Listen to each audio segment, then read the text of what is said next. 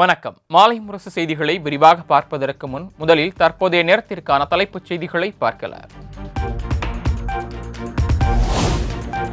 எத்தகைய மிரட்டல் விடுத்தாலும் தேசிய கல்விக் கொள்கையை தமிழ்நாடு ஏற்காது என முதலமைச்சர் மு.க.ஸ்டாலின் திட்டவட்டம். மத்திய அரசின் தேசிய கல்விக் கொள்கை மதவாதத்தை புகுத்தும் காவி கொள்கை எனவும் காட்டம்.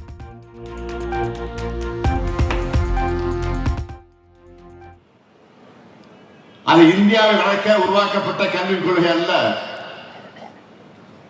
இந்தியை வளர்க்க கொண்டு வரப்பட்ட கல்விக் கொள்கை. கல்விக் கொள்கையா வெளிப்படையாக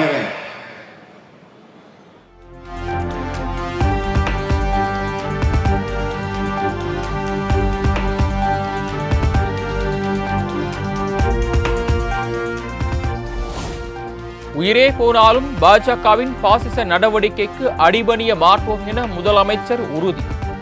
ஒட்டுமொத்த இந்தியாவையும் அணி திரட்டி போராட்டம் நடத்துவோம் என திமுக பொதுக்கூட்டத்தில் மு.க.ஸ்டாலின் சூளுரை. எந்த காரணத்தை கொண்டும் உயிரே போனாலும் அடிபணிய மாட்டோம்.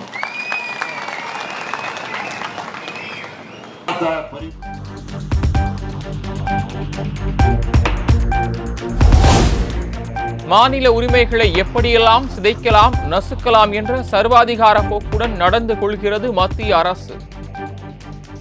மாநில அரசை கலந்தாலோசிக்காமல் எதேச்சதிகார முடிவெடுப்பதாகவும் முதலமைச்சர் விளாசல். எப்படி ஒழிக்கிறது, மாநில உரிமைகள் எப்படி பறிக்கிறது, எப்படி சிதைக்கிறதுன்னு சர்வாதிகார எண்ணமா தான் இருக்கு.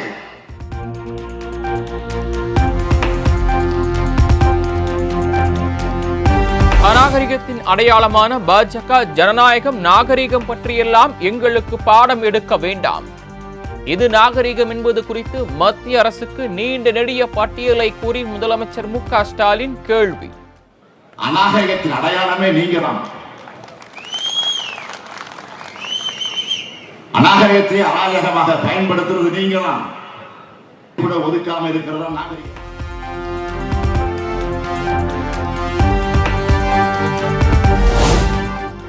ஹிந்திக்கு பதில் இந்தியாவை வளர்க்க பாருங்கள். பிரதமர் மோடிக்கு முதலமைச்சர் மு.க.ஸ்டாலின் வேண்டுகோள்.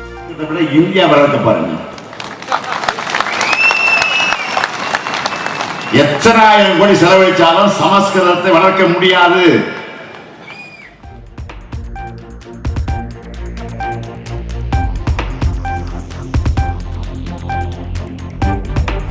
சிறிய நாடான இலங்கை கூட இந்தியாவை மதிக்கவில்லை. தமிழக மீனவர்கள் கைது செய்யப்படுவதை மத்திய பாஜக அரசால் தடுக்க முடியவில்லை என்றும் முதலமைச்சர் விமர்சனம். சின்ன நாடான இலங்கை கூட உங்களை மதிக்கலையே, இதுதான் உங்களுடைய பரிதாபங்கள்.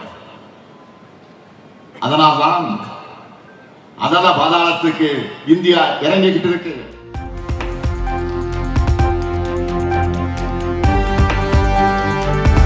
திருவள்ளூரில் நடைபெறும் பொதுக்கூட்டத்தில் பங்கேற்கிறார் முதலமைச்சர் மு.க.ஸ்டாலின்.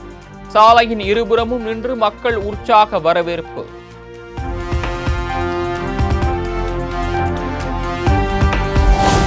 பெரியார் குறித்த மத்திய நிதியமைச்சர் நிர்மலாவின் பேச்சுக்கு திமுக எம்பி கனிமொழி கண்டனம். பெரியார் எங்கள் தந்தை எனவும் டெல்லியில் பேட்டி.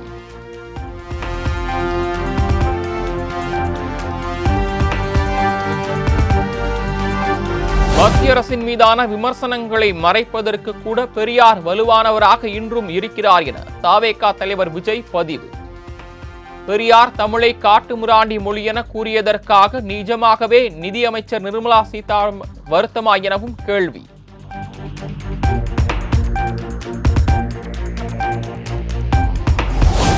தூத்துக்குடி மாவட்டம் சிறிவைகுண்டத்தில் +1 மாணவர் மீது தாக்குதல் நடத்தப்பட்ட விவகாரம். சம்பந்தப்பட்ட பள்ளியில் வரையப்பட்டிருந்த சாதிய அடையாளங்களை ஆட்சியர் மற்றும் காவல் கண்காணிப்பாளர் முன்னிலையில் அளித்து உறுதிமொழி ஏற்ற மாணவர்கள்.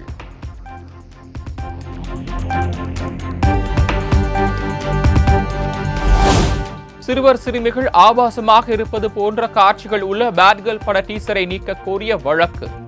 மத்திய அரசு சார்பில் பதில் மனு தாக்கல் செய்ய கால அவகாசம் கோரியதால் வழக்கு விசாரணையை ஒத்திவைத்து உயர்நீதிமன்ற மதுரை கிளை உத்தரவு.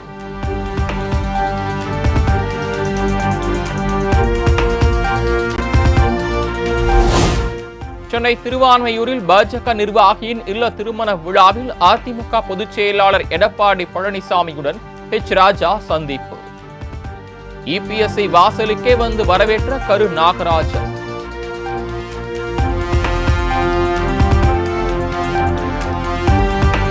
மும்மொழிக் கொள்கையை அறிவுள்ளவர்கள் ஏற்றுக்கொள்ள மாட்டார்கள் என அமைச்சர் PTR பழனிவேல் தியாகராஜன் காட்டம். ஒருமொழிக் கொள்கையை கூட முழுமையாக நிறைவேற்ற முடியாதவர்கள் நம் மீது மும்மொழிக் கொள்கையை திணிக்க பார்க்கிறார்கள் எனவும் விமர்சனம்.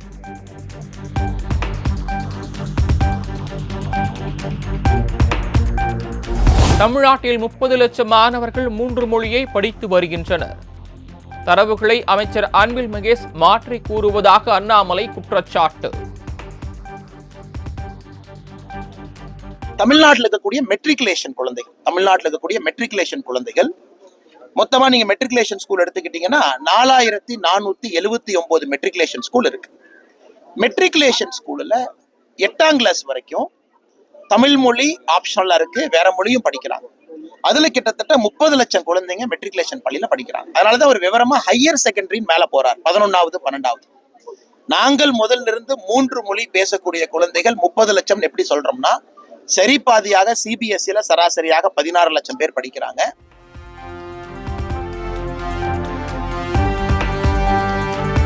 ஒய்எஸ்ஆர் காங்கிரஸ் கட்சியின் தலைவர் ஜெகன்மோகன் ரெட்டியுடன் அமைச்சர் ஏவாவேலு, திமுக MP வில்சன் சந்திப்பு. தொகுதி மறுசீரமைப்பு தொடர்பாக வரும் 22ஆம் தேதி தமிழக அரசு நடத்த உள்ள கூட்டத்திற்கு நேரில் அழைப்பு.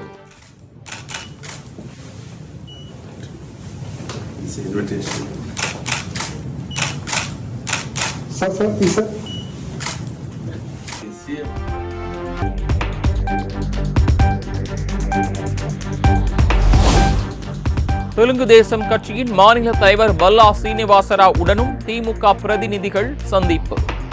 தொகுதி மறுசீரமைப்பால் பாதிக்கப்பட உள்ள 7 மாநிலங்களின் ஆதரவை பெற முயற்சி.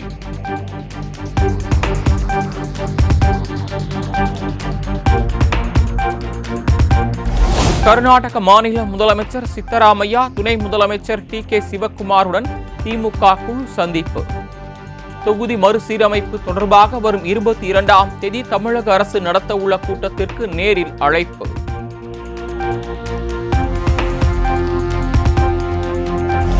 திருமணம் முடிந்ததும் உடனே குழந்தை பெற்றுக் கொள்ளுங்கள், ஆனால் கம்மியாக பெற்றுக் கொள்ளுங்கள்.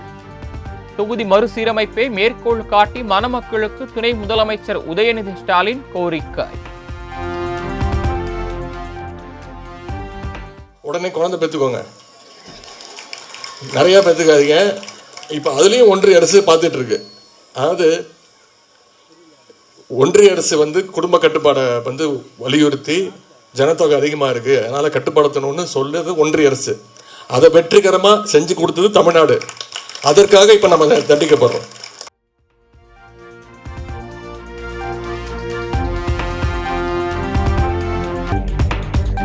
வேப்பூர் அருகே மாசி மகத்தை முன்னிட்டு மணிமுத்தாறில் திதி கொடுக்க சென்ற பக்தர்கள் வெள்ளத்தில் சிக்கி தவிப்பு. பாதுகாப்பு பணியில் இருந்த போலீசார் ஆற்றின் நடுவில் இருந்தவர்களை பத்திரமாக மீட்டு கரை சேர்த்தனர்.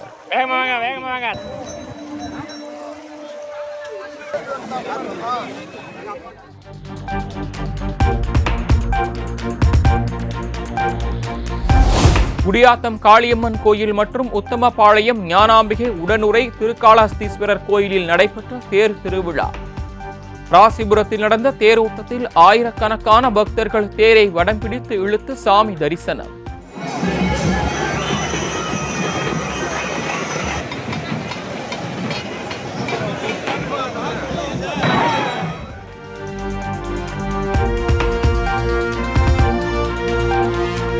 கும்பகோணம், காஞ்சிபுரம் உட்பட தமிழகம் முழுவதும் உள்ள கோயில்களில் மாசிமக திருவிழா கோலாகலம். நீர்நிலைகளில் நடைபெற்ற தீர்த்தவாரியில் ஆயிரக்கணக்கானோர் புனித நீராடி வழிபாடு.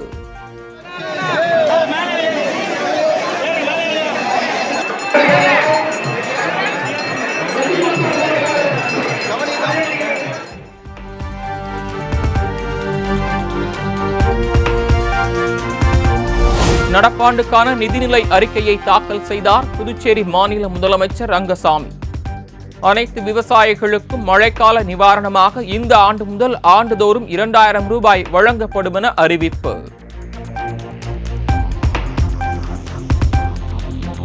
தமிழகத்தை போல் புதுச்சேரியிலும் மாணவர்களுக்கு 1000 ரூபாய் வழங்கும் திட்டம் செயல்படுத்தப்படும் என முதலமைச்சர் ரங்கசாமி அறிவிப்பு.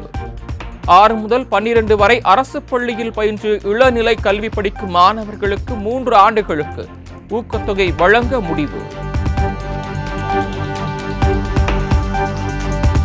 புதுச்சேரியில் குடும்ப தலைவிகளுக்கு மாதந்தோறும் வழங்கப்படும் உதவித்தொகை 1000 ரூபாயிலிருந்து 2500 உயர்வு. வேறு எந்த விதமான உதவித்தொகையும் பெறாத குடும்ப தலைவிகளுக்கு மட்டும் வழங்கப்படும் என முதலமைச்சர் ரங்கசாமி அறிவிப்பு. மீண்டும் பணி வழங்க கோரி புதுச்சேரி சட்டசபையை முற்றுகையிட முயன்ற ஊழியர்கள், போலீசாருக்கும் போராட்டக்காரர்களுக்கும் இடையே தள்ளுமுள்ளு.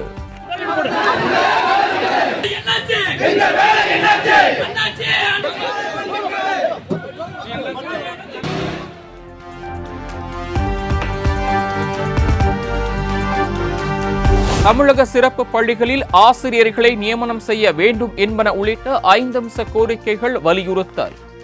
சென்னை வள்ளுவர் கோட்டத்தில் பார்வை திறன் பட்டதாரிகள் சங்கத்தினர் ஒருநாள் அடையாள உண்ணாவிரதம். மாண்புமிகு தமிழக முதல்வரின் நேரடி கட்டுப்பாட்டில் உள்ள துறை சார்ந்த உயரதிகாரிகள், மாற்றுத்திறனாளிகள் நலத்துறையினுடைய உயர் அதிகாரிகள் எங்களுக்கு கடந்த ஆண்டு பிப்ரவரி 27ஆம் தேதி ஒரு 5 வாக்குறுதிகள் நிறைவேற்றுவதாக வாக்குறுதி அளித்தனர். அதனை உடனடியாக நிறைவேற்ற வேண்டும். மாண்புமிகு தமிழக முதல்வர் எங்கள் அமைப்பினுடைய பிரதிநிதிகளை நேரில்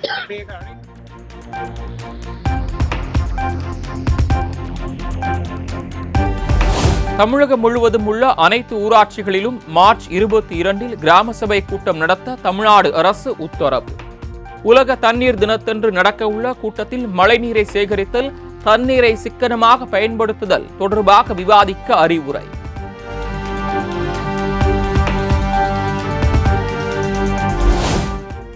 தமிழகத்தின் பல்வேறு மாவட்டங்களில் 2வது நாளாக தொடரும் கனமழை. தாழ்வான பகுதிகளில் தேங்கிய மழை நீரால் மக்களின் இயல்பு வாழ்க்கை பாதிப்பு.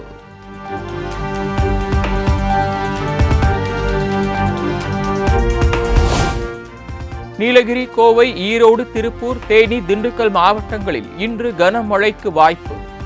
வரும் 18ஆம் தேதி வரை தமிழகத்தின் ஒரு சில இடங்களில் மிதமான முதல் லேசான மழை பெய்யும் என வானிலை ஆய்வு மையம் தகவல்.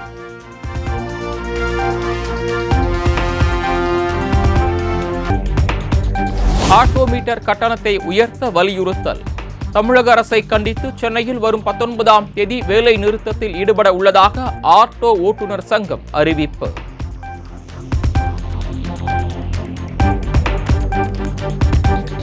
ஆண்டுகளாக உயர்த்தப்படாத மீட்டர் கட்டணத்தை உடனடியாக அரசு உயர்த்தப்படணும்.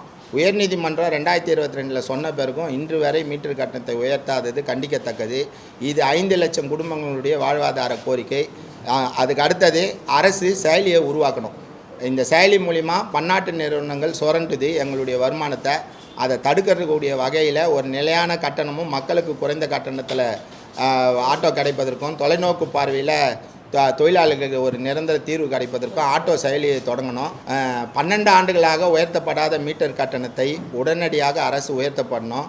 உயர்நீதிமன்றம் 2022 சொன்ன பிறகும் இன்று வரை மீட்டர் கட்டணத்தை உயர்த்தாதது கண்டிக்கத்தக்கது. இது 5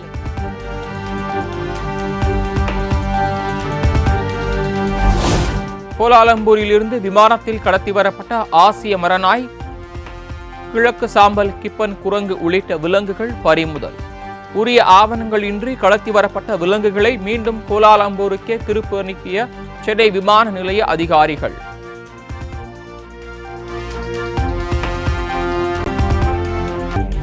சேலத்தில் உயிர் பாதுகாப்பு கோரி ஆட்சியர் அலுவலகத்தில் தஞ்சமடைந்த திருநங்கைகள். தங்களுக்கு மிரட்டல் விடுப்பவர்கள் மீது நடவடிக்கை எடுக்காமல் போலீசார் போய் வழக்கு தொடுப்பதாக ஆவேசம்.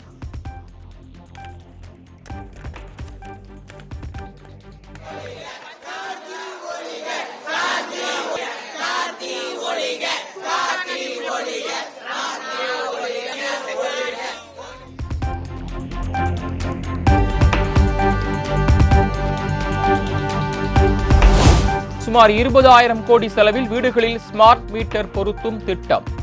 3 கோடி ஸ்மார்ட் மீட்டர்களை கொள்முதல் செய்ய டெண்டர் கோரியது தமிழ்நாடு மின் பகிர்மான கழகம்.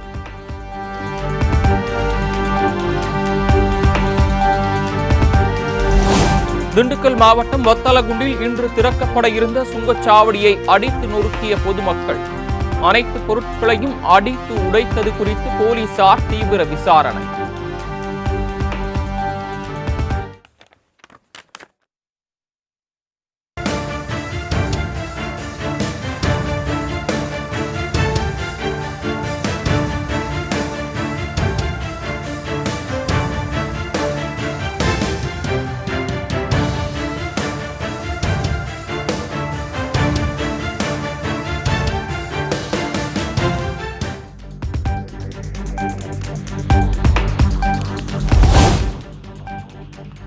ஆன்லைன் விளையாட்டுகளுக்கு ஆதார் இணைப்பை கட்டாயமாக்கி நேர கட்டுப்பாடு விதித்து பிறப்பிக்கப்பட்ட விதிமுறைகளுக்கு எதிரான வழக்கு.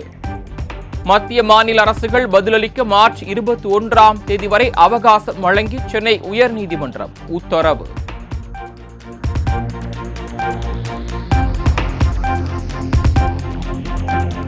காஞ்சிபுரத்தில் பிரபல ரவுடி வசூல் ராஜா கொலை வழக்கில் கைதான 5 பேரில் 3 பேர் கல்லூரி மாணவர்கள் என தகவல். கொலைக்கு பயன்படுத்திய நாட்டு வெடிகுண்டுகளை எங்கு வாங்கினார்கள் என போலீசார் விசாரணை.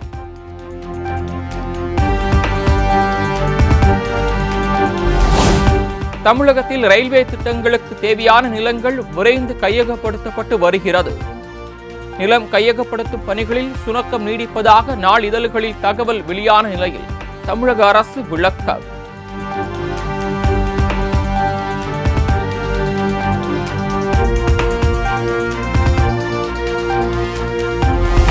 வீரப்பன் தேடுதல் வேட்டையின் போது அதிரடி படையால் பாதிக்கப்பட்ட மக்களுக்கு பாக்கி இழப்பீடு வழங்க கோரிய வழக்கு. 3 வாரங்களில் இழப்பீட்டு தொகை வழங்க தமிழக அரசுக்கு சென்னை உயர்நீதிமன்றம் உத்தரவு.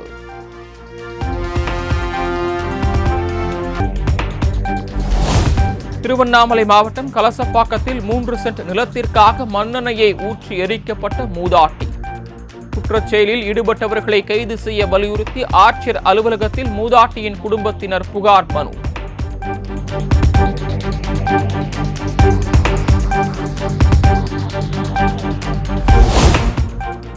நாகர்கோயில் அருகே சொகுசு கார் கட்டுப்பாட்டை இழந்து சாலையோர மின்கம்பத்தில் மோதி கவிழ்ந்து விபத்து. நெஞ்சை பதற வைக்கும் சிசிடிவி காட்சி வெளியீடு.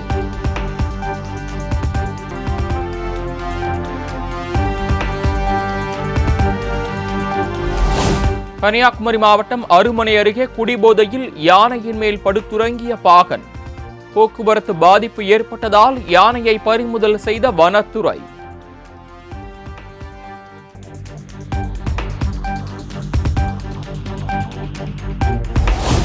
இந்தியா மொரீசியஸ் இடையே 8 முக்கிய ஒப்பந்தங்கள் கையெழுத்து.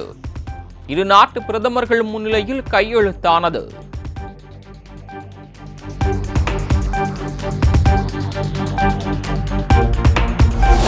மொரீஷியஸ் நாட்டில் விமர்சையாக நடைபெற்ற 57வது தேசிய தின கொண்டாட்டம்.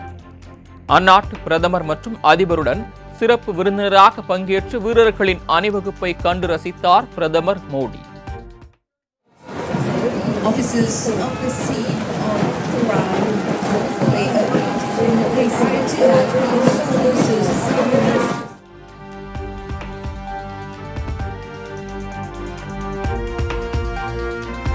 பிரதமர் நரேந்திர மோடிக்கு மொரீசியஸ் நாட்டின் மிக உரிய சிவிலியன் விருது.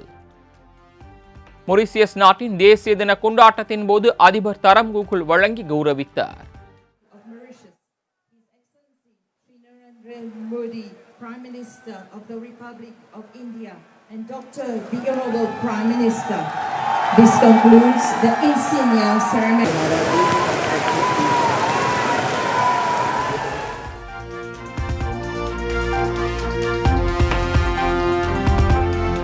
மொரீசியஸ் நாட்டில் விமர்சையாக நடைபெற்ற தேசிய தின கொண்டாட்டம்.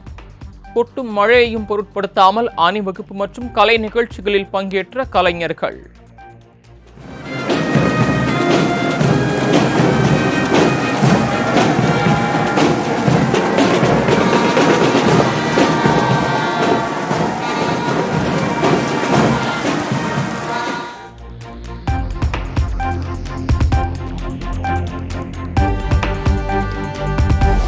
2 நாள் மொரீசியஸ் அரசுமுறை பயணத்தை முடித்துக்கொண்டு இந்தியா புறப்பட்டார் பிரதமர் மோடி. மகிழ்ச்சியுடன் கைகுலுக்கி வழி அனுப்பி வைத்தார் மொரீசியஸ் பிரதமர் நவீன் ராம்கூலம்.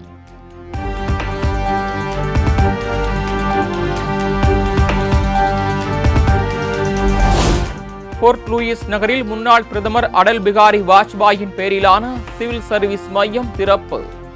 மொரீசியஸ் பிரதமர் நவீன் சந்திர ராம்கூலமுடன் இணைந்து திறந்து வைத்தார் பிரதமர் மோடி.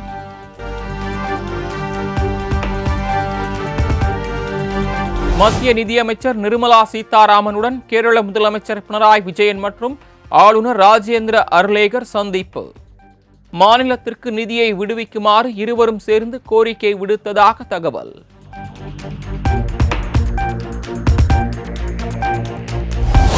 மேற்கு வங்க மாநிலம் கொல்கத்தாவில் நடைபெற்ற ஹோலி பண்டிகை கொண்டாட்டம். கலைஞர்களுடன் இணைந்து உற்சாகத்துடன் தாண்டியா நடனம் ஆடிய முதலமைச்சர் மம்தா பானர்ஜி.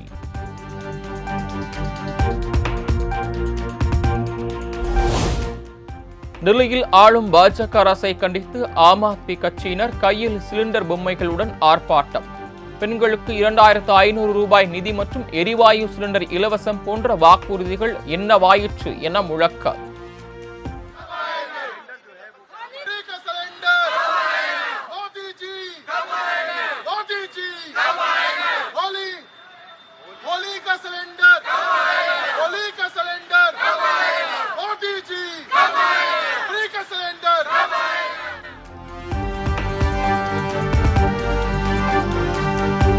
ஆந்திர மாநிலம் சித்தூரில் வியாபாரியின் வீட்டிற்குள் துப்பாக்கியுடன் சென்று கொள்ளையடிக்க முயன்ற கொள்ளையர்கள் கைது. 2 துப்பாக்கிகள், குண்டுகளை பறிமுதல் செய்து காவல்துறையினர் தீவிர விசாரணை.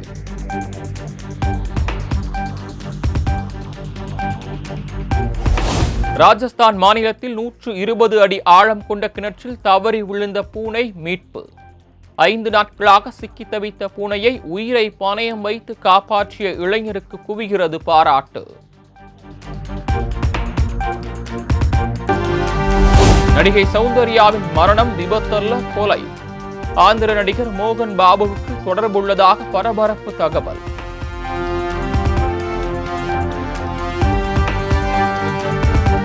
திருப்பதி ஏழுமலையான் கோயிலில் நடிகர் விஜயின் தாயார் ஷோபா தரிசனம். மகன் விஜய் அரசியலிலும் வெற்றி பெற பிரார்த்தனை செய்ததாக தகவல்.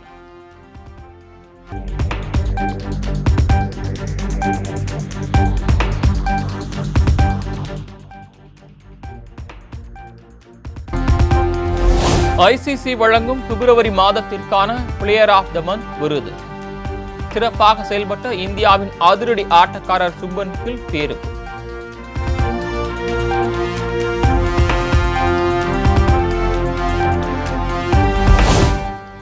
ஐசிசி ஒருநாள் பந்து வீச்சாளர்களுக்கான தர வரிசையில் 3ஆம் இடத்திற்கு முன்னேறினார் குல்தீப் யாதவ்.